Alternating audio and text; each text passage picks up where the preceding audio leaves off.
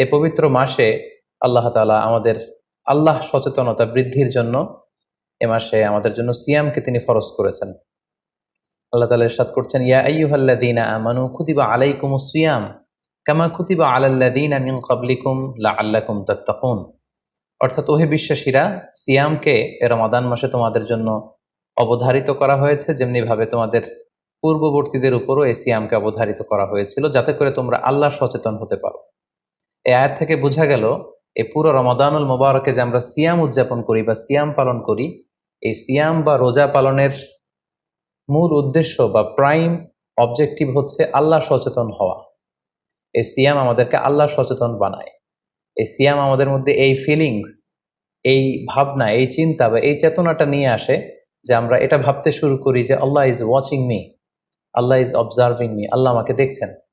এই চিন্তাটাকে, এই সেন্সটাকে, এই ফিলিংটাকে ডেভেলপ করার জন্যই আল্লাহ তাআলা এই মাসে সিয়ামকে আমাদের উপর ফরজ করেছেন, এবং সেটাই আল্লাহ এই আয়াতের শেষাংশে বলছেন, লাআল্লাকুম তাত্তাকুন, যাতে করে তোমরা আল্লাহ সচেতন হতে পারো, যাতে করে তোমরা গড কনশাস হতে পারো। আমরা যখন সিয়াম পালন করি, আমরা তখন ক্ষুধার্ত, আমরা তৃষ্ণার্ত, ঘরের ভেতরে আমরা চাইলে কেউ নেই, কেউ আমাকে দেখছে না, আমি চাইলেই খেয়ে ফেলতে পারি, আমি চাইলেই কিন্তু পান করে আমার তৃষ্ণা মেটাতে পারি, কিন্তু আমি খাচ্ছিও না, পানও করছি না, কারণ আমি এটা ফিল করি যে কেউ দেখে না কিন্তু আল্লাহ দেখে। পৃথিবীর কেউ আমাকে দেখছে না, দরজা বন্ধ করে, জানালা বন্ধ করে, ফ্রিজ থেকে ঠান্ডা পানি বের করে, শরবত বের করে আমি কিন্তু ঘরের ভেতরে যখন একা একা থাকি, আমি খেয়ে আমার তৃষ্ণা নিবারণ করতে পারি। কিন্তু এটা আমরা কেউই করি না, কারণ আমরা ফিল করি যে পৃথিবীর কেউ যদি নাও দেখে, আল্লাহ সুবহানাহু ওয়া তাআলার চোখে কিন্তু আমরা ফাঁকি দিতে পারছি না। হি ইজ ওয়াচিং মি, তিনি আমাদেরকে দেখছেন। তাহলে সম্মানিত দিনী ভাই এবং বোনেরা, এই সিয়াম আমাদের মধ্যে আল্লাহ কনশাসনেস, আল্লাহ সচেতনতা, এটা ডেভেলপ করে। পাশাপাশি সিয়ামের মাধ্যমে আমরা আমাদের প্রবৃত্তির উপর নিয়ন্ত্রণ অর্জন করি। গোটা বছর প্রবৃত্তি আমাদেরকে নিয়ন্ত্রণ করে, সারা বছর প্রবৃত্তি আমাদের উপর জিতে, আর আমরা এই রমাদান মাসে প্রবৃত্তির উপর জয়লাভ করি। যেমন পুরো বছর ব্যাপী আমার যখন ক্ষুধা লাগে আমি খাই, তৃষ্ণার্ত হলে পানি পান করি, আমার কামনা জাগলে সেই কামনা আমি পূরণ করি। কিন্তু রমাদানে ক্ষুধা লাগলে কিন্তু আমরা খাই না। তৃষ্ণায় গলা ফেটে যাচ্ছে, তৃষ্ণায় গলা কাঠ হয়ে যাচ্ছে, কিন্তু এক ফোঁটা পানি আমি পান করছি না। সিয়াম পালন করা অবস্থায় দিনের বেলা আমরা যারা বিবাহিত, আমাদের স্ত্রীদের সাথে অন্তরঙ্গ মুহূর্ত আমরা কাটাচ্ছি না। তার মানে আমার যেটা মন চাচ্ছে, আমার যেটা ডিজায়ার, আমার যেটা ডিমান্ড, সেটা আমি ফুলফিল করছি না, অর্থাৎ আমার প্রবৃত্তিকে আমি নিয়ন্ত্রণ করি। তাহলে সিয়াম পালনের মাধ্যমে প্রবৃত্তিকে কিভাবে কন্ট্রোল করা যায়, প্রবৃত্তিকে কি করে নিয়ন্ত্রণ করা যায়, এটা আমরা শিখি। সারা বছর প্রবৃত্তি আমাদের উপর জয়লাভ করে, আর এই সিয়ামের মধ্যে দিয়ে কেমন যেন রমাদানে আমরা প্রবৃত্তির উপর জয়লাভ করি, আমাদের কাছে প্রবৃত্তি হেরে যায়, জিতে যায় আমাদের আল্লাহ তাআলার প্রতি আস্থা এবং ভালোবাসা। এই সিয়ামের আরো একটি শিক্ষণীয় বিষয় হচ্ছে, এই সিয়াম আমাদেরকে সংযমী বানায়, রেস্ট্রেইনড বানায়। আমরা চাইলেই রোজা পালন করা অবস্থায় যা মনে চায় তা করতে পারি না। এবং সহিহ বুখারীর বর্ণনায় আল্লাহর হাবিব সাল্লাল্লাহু আলাইহি ওয়াসাল্লাম আমাদেরকে শিখিয়েছেন যে কেউ যখন রোজা রাখে সে যেন অশ্লীল কথা না বলে, রোজা রেখে সে যেন কাউকে গালি না দেয়। এমনকি কেউ যদি তাকে গালি দেয়, অথবা কেউ যদি তার সাথে ঝগড়া লাগতে আসে, সে যেন বলে ইন্নী ইমরুউন সাইম, অর্থাৎ আই এম ফাস্টিং, আমি রোজাদার, আমি রোজা পালন করছি। রোজা পালন করা অবস্থায় আমার পক্ষে অশ্লীল কথা বলা, ঝগড়া করা, কোনো বাক বিতণ্ডায় জড়ানো সম্ভব না। তার মানে এই সিয়াম পালনের মধ্যে দিয়ে সংযম যে ব্যাপারটা, এই ব্যাপারটা আমাদের আয়ত্তে চলে আসে। আমরা এই সিয়াম পালনের মধ্যে দিয়ে সংযমী হয়ে উঠি। পাশাপাশি যারা সিয়াম পালন করছে তাদের জন্য আল্লাহর হাবিব সাল্লাল্লাহু আলাইহি ওয়াসাল্লাম ঘোষণা দিয়েছেন যে কিয়ামতের ময়দানে বিচার শেষে তারা যখন জান্নাতে ঢুকবে, রোজা পালনকারীদের জন্য আল্লাহ তাআলা একটি স্পেশাল গেট রেখেছেন, যেটার নাম হচ্ছে রাইয়ান। এবং এই রাইয়ান গেট দিয়ে রোজাদাররা ছাড়া কেউ প্রবেশ করতে পারবে না। সুবহানাল্লাহি বিহামদি। আর একবার এই রাইয়ান দরজা দিয়ে যে ব্যক্তি ঢোকার সুযোগ পাবে জান্নাতে, he will never be thirsty again, সে কখনো আর তৃষ্ণার্ত হবে না, চিরকালের জন্য তার গলা থেকে তৃষ্ণা হারিয়ে যাবে। পাশাপাশি আল্লাহ তাআলা ইরশাদ করছেন যে সব আমলগুলোকে সওয়াব বাড়ানো হয় এবং সওয়াবের প্রতিদান বান্দাদেরকে দেয়া হয়, কিন্তু এই সিয়ামের ব্যাপারটা ভিন্ন। এর প্রতিদান আমি আল্লাহ নিজ হাতে দেব। আরেক বর্ণনা এসেছে এই সিয়ামের প্রতিদান আমি নিজেই। আমরা যদি একটু খেয়াল করে দেখি যে রমাদানুল মুবারকে আমরা যত নেক আমল করছি বা সৎকর্ম করছি, এগুলোর সওয়াবগুলোকে কিন্তু জ্যামিতিক হারে বাড়ানো হয়। দ্য রিওয়ার্ডস অফ আমাল is multiplied in this blessed month of Ramadan. এ মাসে আমরা একটা নফল আবাদত করলে সেটা ফরজের সমান সওয়াব দেওয়া হচ্ছে। একটা ফরজ আবাদত করলে সেটা 70 থেকে 700 গুণ সওয়াব দেওয়া হচ্ছে। এ মাসে উমরা করলে সেটা হজের সমান সওয়াব দেওয়া হচ্ছে। অর্থাৎ অর্থাৎ অন্যান্য মাসে আমরা যদি নেক আমল করি তাহলে সেটার সওয়াবকে বাড়ানো হয় গাণিতিক হারে, কিন্তু এই রমাদানুল মুবারাকে কোনো নেক আমল করলে এর সওয়াবকে বাড়ানো হয় জ্যামিতিক হারে। এটাকে মান্থ অফ স্পেশাল অফার বলা হয়, বিশেষ অফারের মাস। আল্লাহ তাআলা চেয়েছেন যে বিশেষ অফার দিয়ে আমাদেরকে ইবাদতের প্রতি আগ্রহী করে তোলে, আকৃষ্ট করে তোলে। তিনি যেন আমাদের গুনাহগুলোকে ক্ষমা করে দিয়ে আমাদেরকে পাপ মুক্ত বান্দা হিসেবে স্বীকৃতি দিতে পারেন, তার একটা কেমন যেন আয়োজন তিনি করে থাকেন আমাদের জন্য পবিত্র মাহে রমাদানে।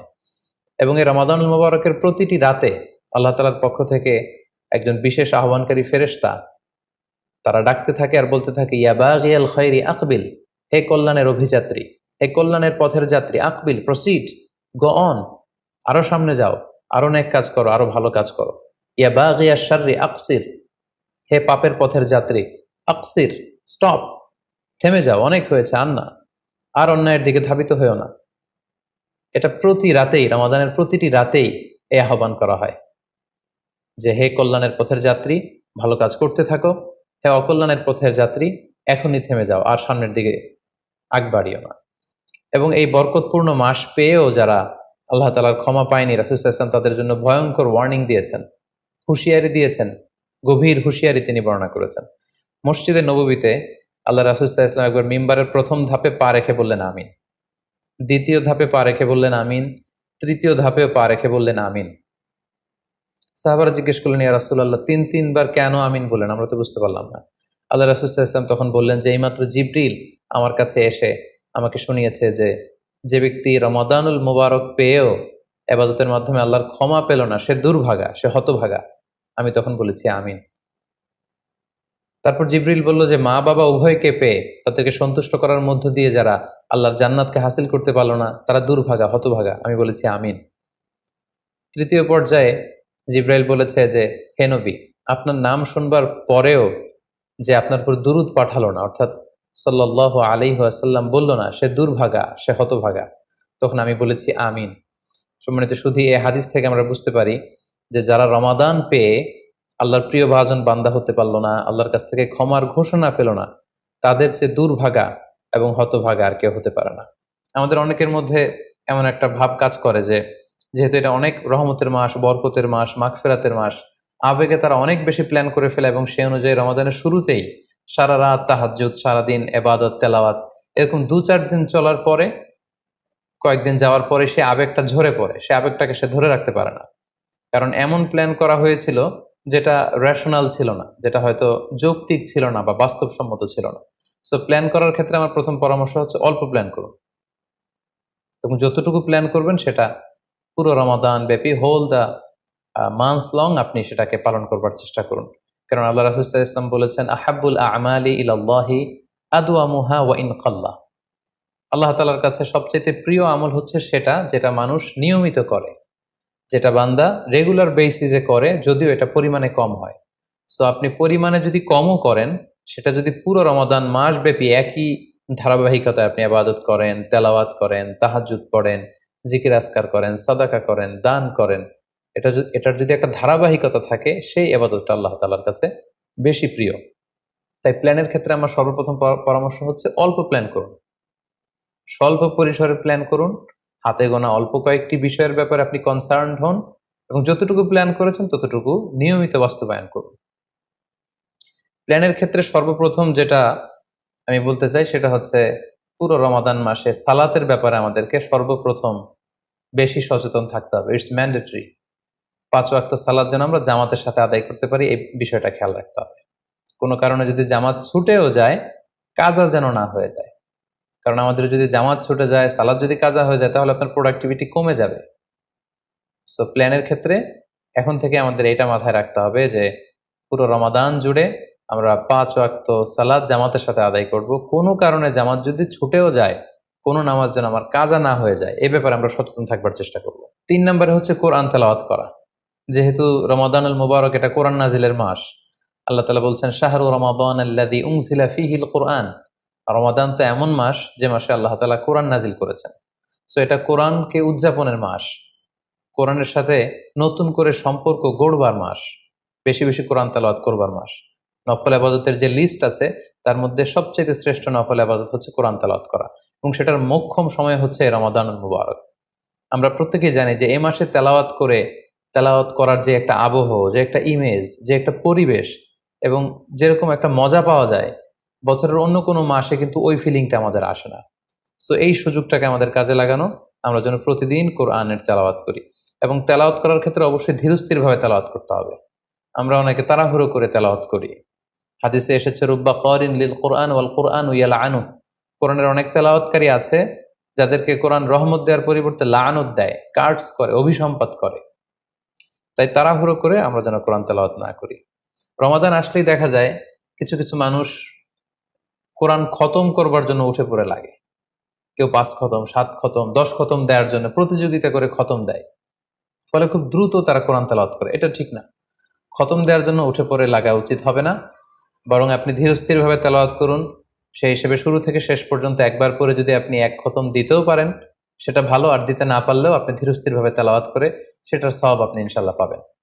তাহলে তেলাওয়াত করার ক্ষেত্রে প্রথম রিমাইন্ডার হচ্ছে তাড়াহুড়ো করে তেলাওয়াত করা যাবে না।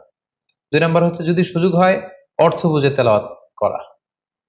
আমরা কয়েকটা সূরা স্পেসিফাই করতে পারি যে এই রমাদানে আমি এই সূরাটা পড়ব, এই রমাদানে এই সূরা শুরু থেকে শেষ পর্যন্ত এর মর্মার্থ, এর বঙ্গানুবাদ, এর যে শিক্ষা লেসন, এটা আমি জানবার চেষ্টা করব।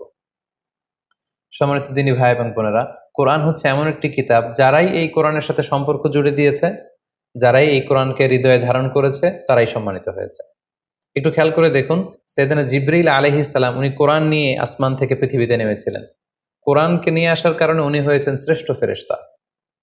আল্লাহ রাসূল সাল্লাল্লাহু আলাইহি ওয়াসাল্লামের উপর কোরআন নাজিল হয়েছিল, তাই তিনি হয়েছেন শ্রেষ্ঠ রাসূল। এই রমাদান মাসে কোরআন নাজিল হয়েছে, তাই রমাদান মাস হচ্ছে 12টা মাসের শ্রেষ্ঠ মাস, সাইয়্যিদুশ শুহুর। কদরের রাতে এই কোরআন নাজিল হয়েছিল, তাই কদরের রাত হচ্ছে পৃথিবীর শ্রেষ্ঠ রাত। আমরা উম্মতে মুহাম্মাদী, আমাদের উপর কোরআন নাজিল হয়েছে, তাই আমরা হয়েছি খায়রু উম্মাহ, শ্রেষ্ঠ জাতি। আমাদের মধ্য থেকেও যারা কোরআনের সাথে অ্যাটাচমেন্টকে বাড়াবে, কোরআনকে যারা ধারণ করবে, তারা হবে পৃথিবীর শ্রেষ্ঠতম মানুষ। তাই আসুন কোরআন উদযাপনের এই মাসে আমরা যেন বেশি বেশি কোরআনের সাথে সম্পর্ককে নতুন করে আবার নবায়ন করি। 4 নাম্বার যেই ব্যাপারটি আমি প্ল্যানে বা পরিকল্পনায় রাখার চেষ্টা করব সেটা হচ্ছে খুব বেশি খাবার দাবার বা কেনাকাটা এগুলোর ব্যাপারে আমাদেরকে একটু সাবধান থাকতে হবে।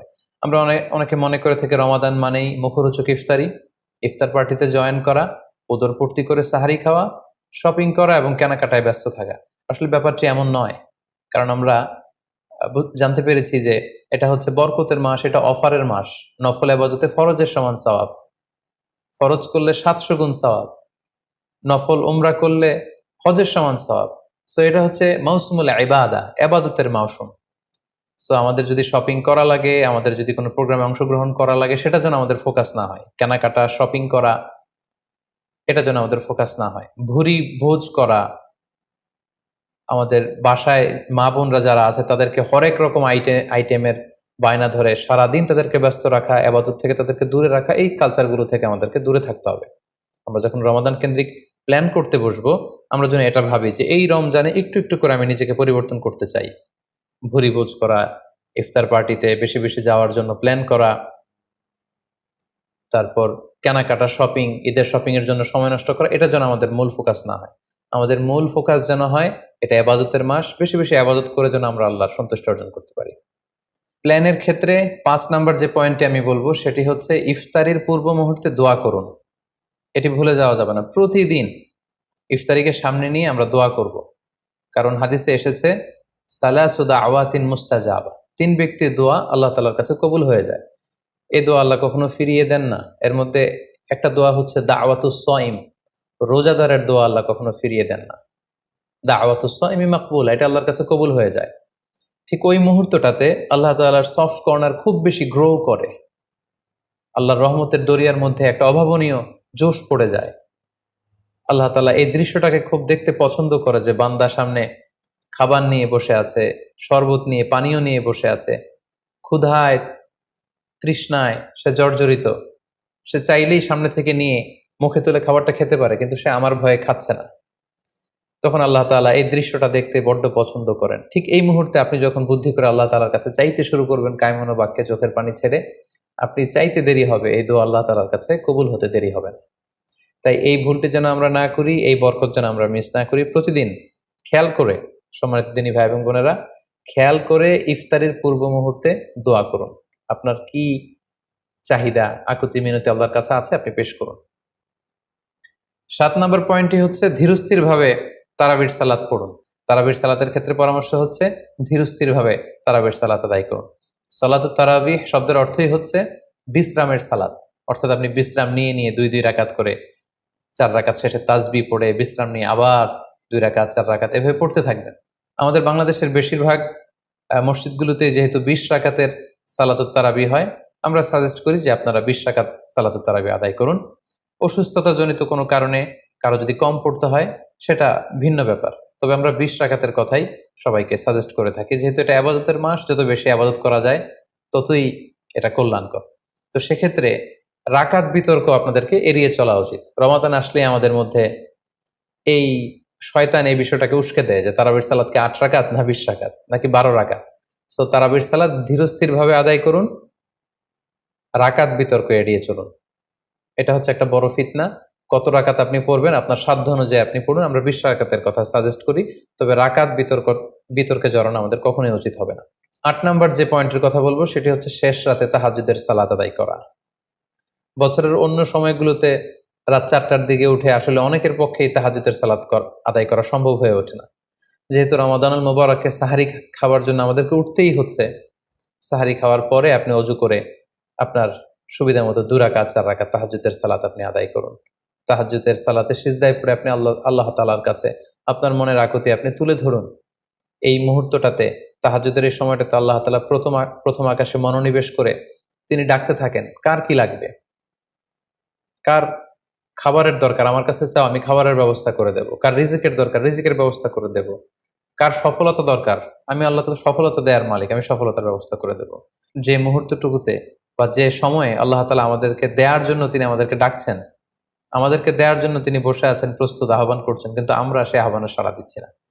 তাই রমাদানুল মুবারকে তাহাজ্জুদের সালাতের অভ্যাস করার একটা সুবর্ণ সুযোগ কিন্তু আমাদের আসছে। যেহেতু সাহরি খেতে আমরা উঠবই, উঠে আমরা তাহাজ্জুদের সালাত আদায় করে নেব। 9 নম্বর যে পয়েন্টটি উল্লেখ করতে চাই সেটি হচ্ছে সোশ্যাল মিডিয়ার নিয়ন্ত্রিত ব্যবহার বা পরিমিত ব্যবহার। যত কম ব্যবহার করা যায় ফেসবুক, ইউটিউব, অনলাইনে যত আপনি কম সময় দিতে পারবেন, আপনার প্রোডাক্টিভিটি ঠিক তত বাড়তে থাকবে। জরুরি প্রয়োজনে যে সমস্ত কাজ একেবারে করাই লাগে, যেগুলোকে অ্যাভয়েড করা মোটেও সম্ভব না, সেগুলো আপনি করতে পারেন। তবে আমাদের সাজেশন হচ্ছে ফেসবুকিং, টুইটারিং এবং ইউটিউবিং, এই সমস্ত কাজে, সোশ্যাল মিডিয়ার কাজে যত কম আপনি এই রমাদানুল মুবারকে সময় ব্যয় করতে পারবেন, সময়টা ঠিক ততই আপনার প্রোডাক্টিভ ওয়েতে কাজে লাগবে ইনশাআল্লাহ। 10 নম্বর পয়েন্ট এবং সর্বশেষ পয়েন্ট হচ্ছে রমাদানুল মুবারকের মূল আকর্ষণ হচ্ছে রমাদানুল মুবারকের শেষ দশকে, অর্থাৎ রমাদানের কদরের রাতগুলো হচ্ছে লাস্ট 10 days অফ রমাদানে। আল্লাহ রাসূল সাল্লাল্লাহু আলাইহি ওয়াসাল্লাম ইরশাদ করেছেন, ফালতামিসু ফিল আশরিল আওয়াখিরি মিনাল বিতর, রমাদানের শেষ দশকের বেজর রাত্রিগুলোতে তোমরা কদরের রাত তালাশ করো। যত ধরনের ব্যস্ততা, যত ধরনের ঝামেলা, যত ধরনের দায়িত্ব, এই কাজগুলোকে আপনি আগে পরে সেরে নেবেন, কিন্তু এই 10 দিনের স্পেশাল টাইমটাকে আমাদের ইবাদতের জন্য রাখা উচিত। আল্লাহ রাসূল সাল্লাল্লাহু আলাইহি ওয়াসাল্লাম রমজানের শেষ দশকে যখন তিনি পৌঁছতেন, তিনি তখন এমন ভাবে ইবাদত করতেন, তিনি কাউকে চিনতেন না, কারোর সাথে বেশি কথা বলতে চাইতেন না। তিনি রাতে সারা রাত জেগে থাকতেন, ফ্যামিলি মেম্বারদেরকে উঠিয়ে দিতেন, জাদ্দা ওয়া সাদ্দাল মিজহার, কোমরে গামছা বেঁধে তিনি ইবাদতে লেগে পড়তেন। এই শেষ দশকে তিনি এত ইবাদত করতেন, বছরের কোনো সময়ে আল্লাহ রাসূল সাল্লাল্লাহু আলাইহি ওয়াসাল্লামকে এত বেশি ইবাদত করতে কিন্তু দেখা যেত না।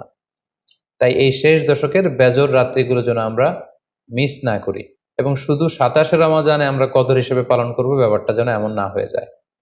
কারণ যদি কোনো কারণে কদর মিস হয়ে যায়, এটা হচ্ছে খায়রুম মিন আলফি শাহর, 1000 মাসের চেয়েও সেরা। ওই এক রাতের ইবাদত হচ্ছে 1000 মাসের ইবাদতের সমান। এবং আল্লাহর হাবিব সাল্লাল্লাহু আলাইহি ওয়াসাল্লাম বলেছেন, মান হুরিমা খায়রাহা ফাকাদ হুরিম, যে কদরের রাতের বরকত থেকে বঞ্চিত হলো, হি ইজ দ্য লুজার।